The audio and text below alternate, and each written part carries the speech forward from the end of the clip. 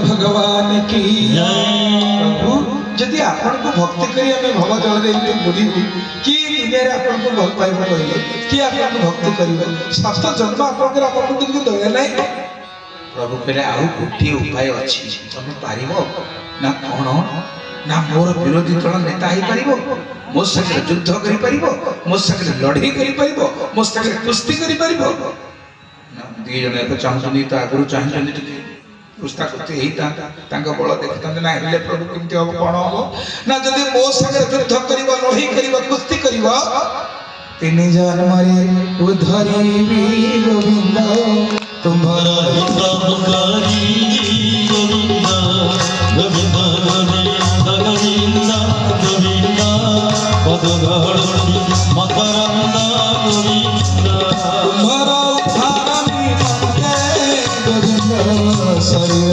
गोविंद जन दे गोविंद गोविंद गोविंद गोविंद गोविंद पद गढ़ी मकरंद गोविंद श्रीमद् भागवत भगवान की भगवान कहली जदि मोर विरोधी हो मो संगे लड़ाई करिवो मोर युद्ध करिवो मो सहित शत्रुता आचरण करिवो ताले मैं तुमको तीन जन्म में उद्धार करिवो बोले सच्चिदानंद भगवान की भगवान कहि दिले आ एई दी जन तो आगुरु कहउतले टी प्रभु आपनकर ताकत केते बळ केते टिके देखितांते ये हातर पंडु मरुण जेते दा संगे लड़ाई कले आपनकर केते बळ को हम जानि परछु प्रभु कहि दिले जदि लड़ाई करिवो तीन जन्म में उद्धार करिवो सही जय विजय सत्य जुगरे आसले दी भाई हे जनक नाला हिरण्यक्ष आ जनक नाला हिरण्यकशिपु भगवान हिरण्यक्ष को उद्धार कले केमति बसति दसन शिखरे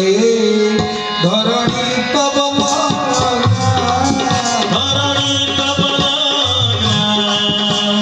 शशि निकड़ा ककड़े बनी माया शशि निकड़ा ककड़े बनी माया हे सब दुख सुंदर रूप जय जगदीश हरे जय जगदीश हरे बोल शुक्र भगवान की जय वराह रूपे भगवान हिरण्यक्ष को उद्धार कले बाकी रही गला आ गोटे भाई हिरण्यकशिपु था भाई ताका उद्धार करिया पे भगवान को आ गोटे अवतार मनवाक पड़िला तब कर कमल भरे नख मधुर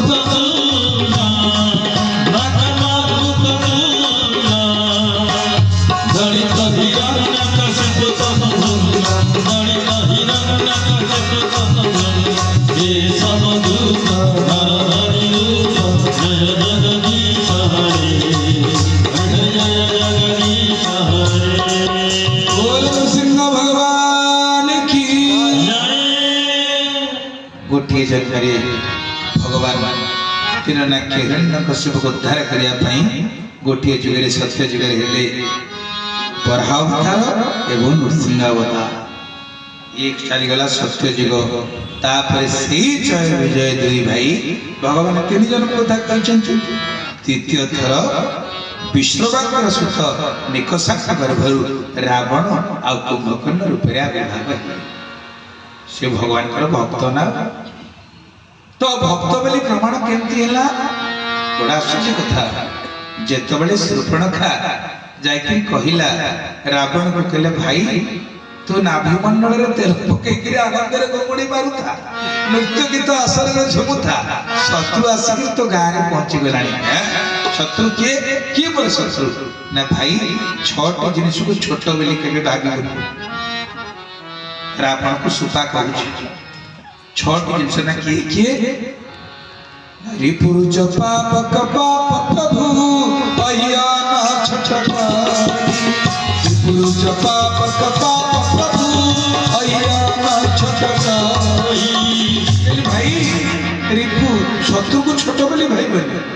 ଶତ୍ରୁ ରୋଗ ଛୋଟିଆ ରୋଗଟେ ହେଇଛି, ଦାନ୍ତ ମୂଳ ପରାସ ଲାଗୁଛି, ଟିକେ ଦରଜ ଲାଗୁଛି, ପୂଜ ଦେଲାଣି, ଆଉ ଭାବୁଛ କ'ଣ ଟିକେ ହେଇଥିବ, ପୁଣି ଟିକେ କଡା ମସଲା ଖାଇଦେବା, ତା ଔଷଧ ସେ ଯାଇ ଦେଖୁ ଦେଖୁ ଡାକ୍ତର କହିବେ ଦରଜ ଲାଗୁଛି, କ'ଣ ହେଉଛି ନା ଏଇଟା ବାୟୋପ୍ସି ଟେଷ୍ଟ ସରିଲା। ଆଉ କ'ଣ ଏ ଟେଷ୍ଟ ପାଇଁ ଯେତେବେଳେ ଯାଇଥିବ ଶୁଣୁ ଶୁଣୁ ଯେତେବେଳେ କ୍ୟାନ୍ସର ପଜିଟିଭ ଆସିଗଲା, ଶୁଣୁ ଶୁଣୁ କ୍ୟାନ୍ସର ନା ଜାଣିବ ଯେ କ୍ୟାନ୍ସର ଆଉ ନୁହଁ କଥା। ତମେ ଯେତେ ଲାଇଟ୍ ପକା ସେ ରୋଗଟି ରୋଗଟି ଏମିତି ଥରେ ଆସିଲେ ସବୁବେଳେ ସମସ୍ତ ସମ୍ପତ୍ତିକୁ ନଷ୍ଟ କରିବ, ତାପରେ ପ୍ରାଣକୁ ନବ। ଆପଣ ଛୋଟ ବୋଲି ଭାବିଥିଲେ, ମୂଳରୁ ଯଦି କରିଥାନ୍ତେ ତାର ବ୍ୟବସ୍ଥା ଠିକ ହେଇଥାନ୍ତା, କରିପାରିଲେନି। ତେଣୁ କେତେବେଳେ ଶତ୍ରୁକୁ ଛୋଟ ବୋଲି ଭାବିବନି, କେତେବେଳେ ରୋଗକୁ ଛୋଟ ବୋଲି ଭାବିବନି। ପୁରୁଷ ପାବକ, ପାବକ କହିଲେ ଅଗ୍ନି। ଟିକେ ସେ ମାର୍କିଂ ହେଇକି କେଡ଼େ କେଡ଼େ ବିଲ୍ଡିଂ ସବୁ ଜଳି ଯାଉଛି, ଦେଖିଲେ କେତେ ବଡ଼ ବଡ଼ ବିଲ୍ଡିଂ, କେତେ ତାଲା ବିଲ୍ଡିଂ ନଷ୍ଟ ହେଇଯାଉଛି। ନିଆଁକୁ ଛୋଟ ବୋଲି କେତେ କହିବେ ନାହିଁ। ରିପୁରୁଜ ପାବକ, ପାପ ଛୋଟିଆ ପାପ ଆଉ ବଡ଼ ପାପ କ'ଣ? ପାପ ତ ପାପ। ଛୋଟିଆ ପାପ ପିତାମହ ଭୀଷ୍ମ ପୂର୍ବ ଜନ୍ମରେ କ'ଣ କରିଥିଲେ ନା ଗୁରୁକୁଳରେ ଯାଇକି ପାଠ ପଢୁଥିଲେ। ପାଠ ପଢିବା ଭିତରେ ସେତେବେଳେ ବର୍ଷା ହେଲାନି। ସେ ଆମେ ବି ଛୋଟ ଥିଲାବେଳେ ବର୍ଷା ନହେଲେ କହନ୍ତି ଛୋଟ ପିଲା ଲଙ୍ଗଳା ପିଲା ବେଙ୍ଗକୁ ଧରିକି ପାଣିରେ ପକେଇ ନଥିଲେ ବେଙ୍ଗ ହୁଏ, ବର୍ଷା ହୁଏ। ସେ ସେମିତି କରୁଥିଲେ, କଳାହାଣ୍ଡିଆ ମେଘ ମାଡ଼ି ଆସିଲା, ଶୀତୁଳିରେ ବେଙ୍ଗକୁ ବୁଲେଇ ବୁଲେଇ ଛାଟି ଦେଲେ।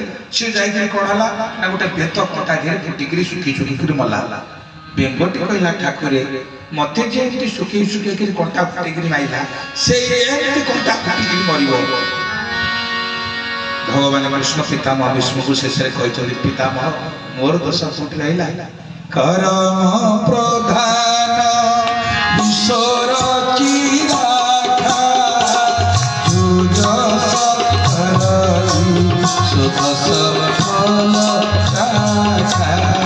ଶ୍ରୀରାମ ଜୟ ରାମ ଜୟ ଜୟ ରାମ, ଶ୍ରୀରାମ ଜୟ ରାମ ଜୟ ରାମ। बोल श्याम रामचंद्र की। कर्म प्रधान विश्व चिराखा, जो जस करे सो तस फल चाखा। आपण छुंचिटिए फुटेइथिले आम भागवत रे आसे मांडव्य ऋषि कथा। मांडव्य ऋषि बोली जने ऋषि थिले, सी बसिकरी तपस्या करथिले। पंजे डकायत राजा गुरु संपत्ति चोरी करी आनिचंती, नेई करी जाउचंती, सिपाही माने पछरे गोडुचंती। तो गोड़ो गोड़ो ये बाबा सिपाही माने दौड़ुचंती, राजा सैनिक मान पछरे गोडुचंती। या भितर गोटे भल प्रवचन मंडप पड़ीगला।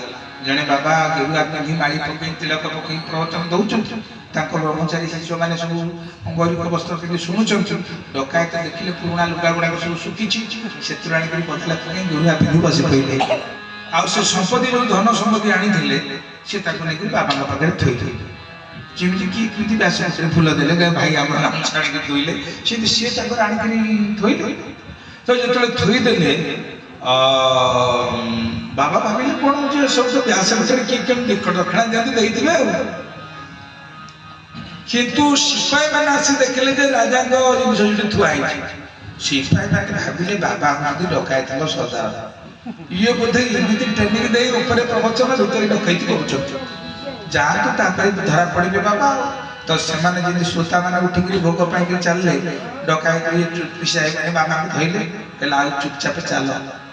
माल तो तमटू धरा पड़ला, आठ ठोस प्रमाण कोन अछि धरिकरी नेले। राजा किछि विचार करिया पूर्व आकु सुली दंड हे गला। सुलीटा केंति मिलुतला? सुलीटा आज काली का जो होछि सेमति न, तळु गोटे कुओ भितर गोटे तेंटा बाहारिथो, जाको सुली दिया जे सुळ तो से मळद्वार पाखरे से तेंटा काढी गोड़ तळु पोटा को काढी देले।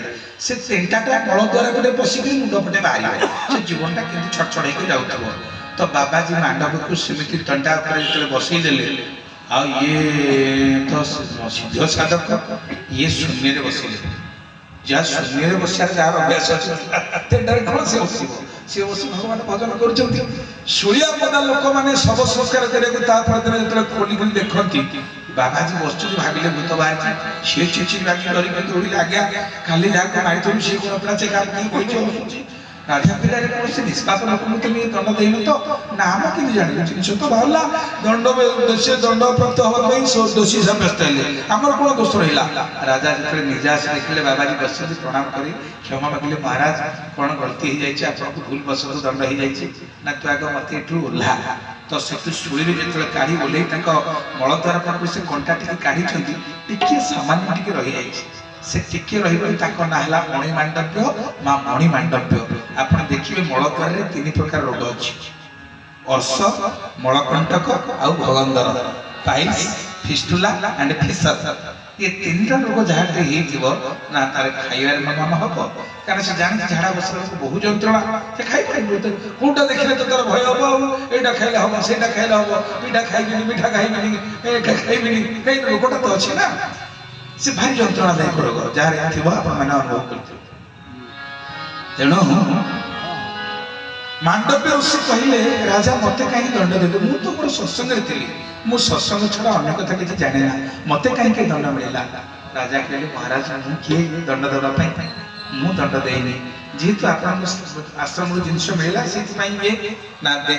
ତୁ ମୁଁ ଜାଣିଲି ଯେ ତୋର କୌଣସି ଦୋଷ ନାହିଁ ରାଜା, ମୁଁ ତତେ ସିନା କ୍ଷମା କରିଦେଲି, କିନ୍ତୁ ଧର୍ମରାଜ ଯମକୁ ମୁଁ କେବେ କ୍ଷମା କରିବିନି।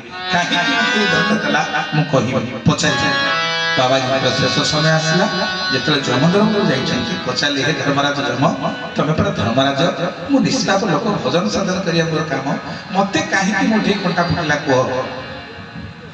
ଧର୍ମରାଜ ଯମ ହାତ ଯୋଡ଼ିଲେ, ମହାଶୟ ମୋର କଣ ଏତେ ସାଧ୍ୟ ଅଛି ସାଧୁକୁ ଦଣ୍ଡ ଦେବା ପାଇଁ? ଏଇ ଚିତ୍ରଗୁପ୍ତକୁ ପଚାରନ୍ତୁ କଣ ଘଟଣା ସେ କହିବ।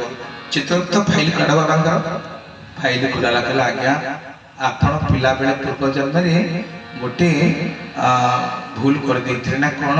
ନା ଛୋଟ ପିଲା ହେଇଥିଲେ, ଛୋଟ ପିଲାମାନେ କଙ୍କିକି ଧରିକିରି ଖେଳନ୍ତି, ଆପଣ ଗୋଟେ କଙ୍କି ପକ୍ଷୀ ପଛରେ ଗୋଡେଇଥିଲେ, କଙ୍କି ଲାଜକୁ ଛିଣ୍ଡେଇକିରି ଖଣ୍ଡେ ଗୁଗୁଚିଆ ଗୁନ୍ଥି ଦେଇଥିଲେ। ଆଉ ସେ କଙ୍କିଟା କେଡ଼େ ଟିକେ ଛୋଟ ପକ୍ଷୀଟା, ଗୁଗୁଚିଆଟା କେଉଁ ହେଲା, ସେ ପଶିକିରି କଣ୍ଟାଟା କେତେ ଯନ୍ତ୍ରଣାରେ ସେ ମଲା। ସେଇ କଙ୍କି କହିଲା, ପ୍ରଭୁ ମୋଠି ଯେ କଣ୍ଟା ଫୁଟେଇଛି ତାଠି ସେ କଣ୍ଟା ଫୁଟିବ। ତେଣୁ ମହାରାଜ ମୁଁ ନାଚାର, ମୁଁ କଣ କରିବି ଯେ? କର୍ମରେ ବସ ହୁଏ ଜନ୍ତୁ।